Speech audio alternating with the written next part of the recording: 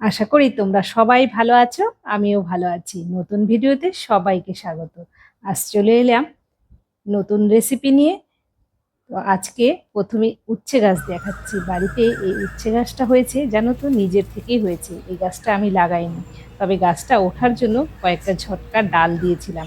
সেই ডাল দিয়ে গাছটা কিন্তু খুব সুন্দর অনেকটা ছড়িয়েছে। আর সেই গাছে কি সুন্দর দেখো উচ্ছে হচ্ছে, আর প্রচুর কড়া এই গাছটাতে উচ্ছের। লাগানো হয়নি, নিজে থেকেই গাছটা হয়েছে। তাতে এত উচ্ছে হওয়া শুরু হয়েছে, দেখে এত ভালো লাগছে। তো এখানে কয়েকটা উচ্ছে একটু বড় হয়েছে, সেই কয়েকটা উচ্ছে আমি আজকে ছিঁড়ে নেব। আজকে উচ্ছে দিয়েই রেসিপি করছি। তো আরও রেসিপি আছে, তোমরা পুরো ভিডিওটা দেখো, স্কিপ করো না। আশা করি তোমাদের ভালো লাগবে। উচ্ছে গাছে উচ্ছেতে একটু কিন্তু পোকাও ধরেছে, তো পোকা উচ্ছেটাও তুলে নিলাম। আর উচ্ছেটা কিন্তু বেশ একটু লম্বা লম্বাই হচ্ছে। তো এই কয়েকটা উচ্ছে ছিঁড়ে নিয়েছি। আর বাড়ির গাছের একদম সার ছাড়া উচ্ছে হয়েছে, এগুলো খেতেও ভীষণ ভালো লাগবে। আর এরকম যদি বাড়িতে হয় নিজের থেকেই, তাহলে তো ভীষণ ভালো লাগে। আর আমি সবজি, যে কোনো সবজি গাছ, ফুল গাছ লাগাতে ভীষণ ভালোবাসি। তাতে এই গাছটা যে নিজের থেকেই হয়েছে, কোনো যত্ন ছাড়াই গাছটাতে এত উচ্ছে দিচ্ছে, এতে আরো বেশি ভালো লাগছে। আজকে রান্নার জন্য আরো কেটে নিয়েছি এঁচড়। এঁচড়টা বাড়ির গাছেরই। তো এখন ঝড় হচ্ছে বলে গাছের ডালপালা অনেক ভেঙে পড়ছে। এঁচড়ও, এই গাছের এঁচড়টা আষাঢ় মাসে পাকে। তো এখন এঁচড়টা কিন্তু যেহেতু গাছ থেকে পড়ে গেছে, খেয়ে নিতে হবে, তাই এঁচড়টা কেটে নিলাম। আর আজকে আরো রান্না আছে। তো আজকে কি কি রান্না করি চলো দেখে নেওয়া যাক। প্রথমে কিছুটা মসুর ডাল ভালো করে ধুয়ে নিয়েছি। ধুয়ে একদিকে ভাত বসিয়ে দিয়েছি, আর একদিকে ডালটা সেদ্ধ বসিয়ে দিয়েছি। আর উচ্ছেটা একটু এভাবে গোল গোল করে কেটে নিব। তো উচ্ছে গোল গোল করে একটু পাতলা করে কেটেছি, বেশি মোটা না, কিন্তু একটু পাতলা করে কেটে নিলাম। ভালো করে জল দিয়ে উচ্ছেটা এবার ধুয়ে নেব। এদিকে ডালটা ঢেকে রেখেছিলাম, সেটা ফুটে গেছে, মানে সেদ্ধ হয়ে গেছে। এবার ডালটা হাতা দিয়ে আমি ডালটা ঘুটে নিচ্ছি। আর ভাতটাও হয়ে গেছে, ডালটা একটু ঘুটে নিয়ে ভাতটা নামিয়ে আরেকদিকে আরেকটা কড়া বসিয়ে দিলাম।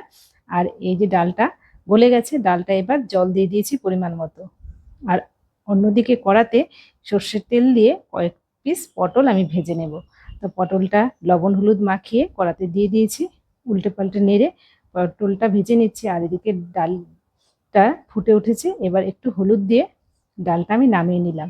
কড়া বসিয়ে দিয়ে পটল ভাজাটা মাঝে মাঝে একটু উল্টে পাল্টে দিচ্ছি।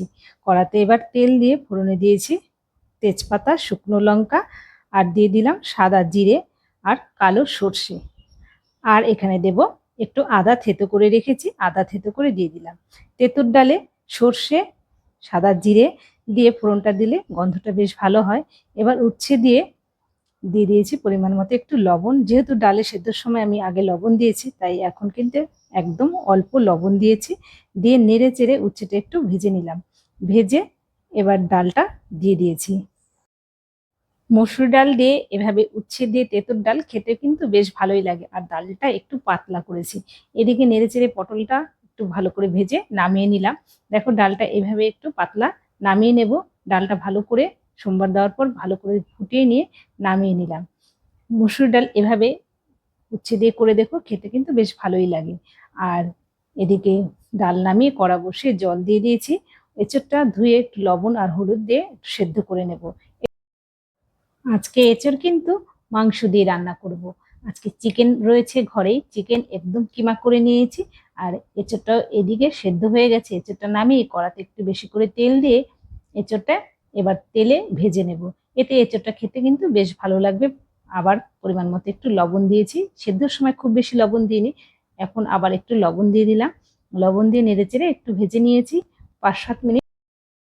এঁচোড়টা নামিয়ে নিয়ে কড়াতে তেল দিয়ে আলুটা লবণ দিয়ে একটু লাল লাল করে ভেজে নেব।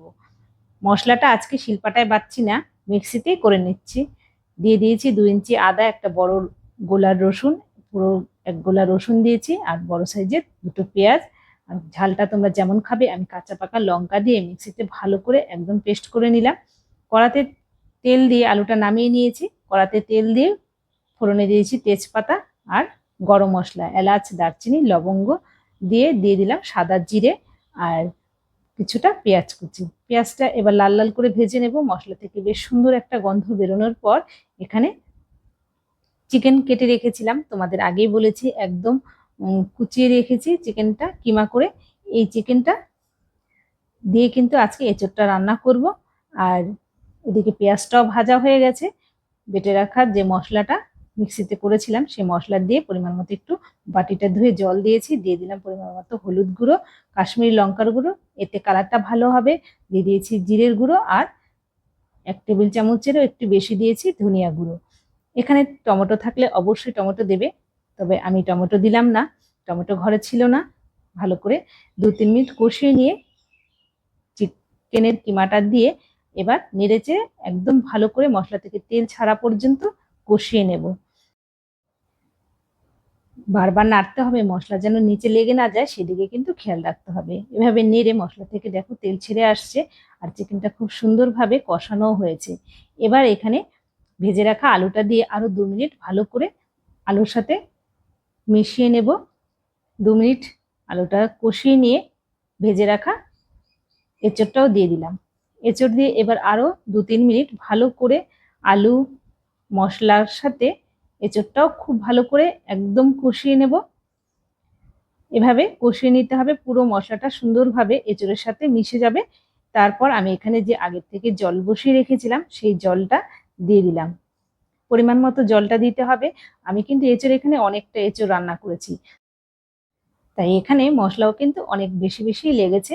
তবে তোমরা যে পরিমাণ এঁচোড় রান্না করবে সে পরিমাণই মশলা দেবে। দেখো এঁচোড়ে জল দেওয়ার পর এঁচোড়টা থেকে কিন্তু এভাবে তেল ভেসে উঠেছে। আর এঁচোড়ে কিন্তু তেল বেশি একটু বেশিই লাগে, তো এঁচোড়ে একটু তেল বেশি হলে খেতে বেশ ভালো লাগে। আর শিলপাটায় নিয়ে নিয়েছি গরম মশলা, লবঙ্গ, একটু শিলপাটায় বেটে নিচ্ছি। শিলপাটায় গরম মশলাটা বেটে দিলে এর গন্ধটা আরো বেশি ভালো লাগে। এঁচোড়টা খুব সুন্দরভাবে সেদ্ধ হয়ে গেছে আর খুব সুন্দর গন্ধও ছেড়েছিল, তাই নামানোর আগে গরম মশলাটা দিয়ে ভালো করে নেড়েচেড়ে ঢেকে রেখেছিলাম, এতে গন্ধটা আরো বেশি ভালো লাগে। তো নামিয়ে তোমাদের দেখাচ্ছি। বন্ধুরা, এঁচোড়টা খেতে কিন্তু দুর্দান্ত হয়েছিল। আজকের রেসিপিগুলো কেমন লাগলো অবশ্যই জানাবে। তেঁতুর ডাল, পটল ভাজা আর এঁচোড় অবশ্যই কমেন্টে জানিও। লাইক করো, ইউটিউব থেকে দেখলে সাবস্ক্রাইব করার অনুরোধ রইল।